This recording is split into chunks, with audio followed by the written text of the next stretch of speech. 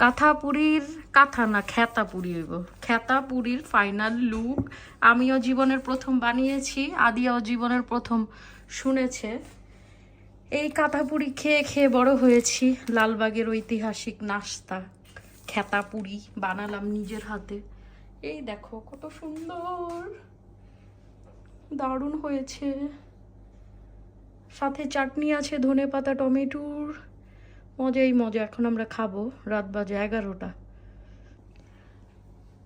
কাঁথাপুরীর কাঁথা না খেতাপুরি হইব।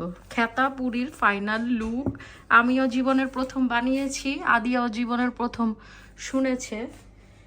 এই কাঁথাপুরি খেয়ে খেয়ে বড় হয়েছি। লালবাগের ঐতিহাসিক নাস্তা খেতাপুরি বানালাম নিজের হাতে। এই দেখো কত সুন্দর, দারুণ হয়েছে। সাথে